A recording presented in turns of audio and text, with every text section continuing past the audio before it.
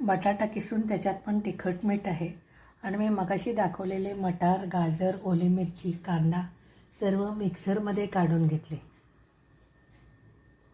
बारीक आणि मग या ब्रेडच्या स्लाईसला लावून तव्यावर भाजणार आहे.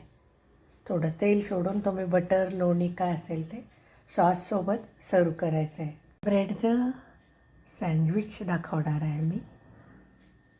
ब्रेड क्रम्स केले अगदी सोप्या पद्धतीनं. काठ काढले तर त्या काठाचे आपण आधी मिक्सरला बारीक करून घेतलं आणि मग मी साधं नेहमीच्या तव्यावर भाजले.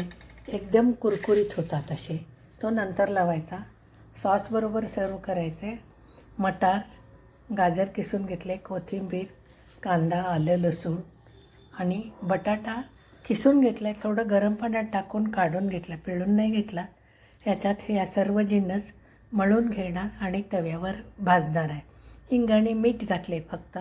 भाज्या आता सध्याला भरपूर आहेत त्यामुळे तुम्ही करून बघा.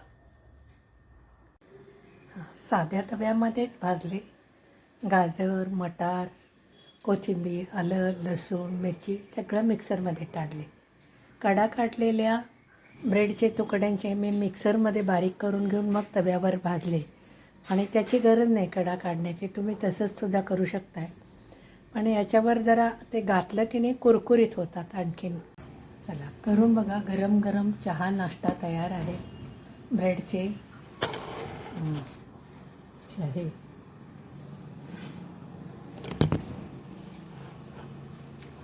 करून बघा, ट्राय करा. चहासोबत छान आहे. हेल्दी पण नाश्ता आहे. मटार आहे, गाजर आहे, कोबी सगळं मिक्सरमध्ये बारीक करून घ्यायचं. मी कडा काढले, नाही काढलं तरी चालते आणि त्याचा मी वापर केला. आधी मिक्सरमध्ये बारीक केलं आणि मग तो जरा भाजलं की एकदम कुरकुरीत होतो. ते एक टिप म्हणून सांगितले. आणखीन एक विनंती आहे मैत्रिणींना, थोडंसं गडबडीत करतो, भाषेमध्ये वगैरे चुका होतात, ते मान्य करून घ्यायचे.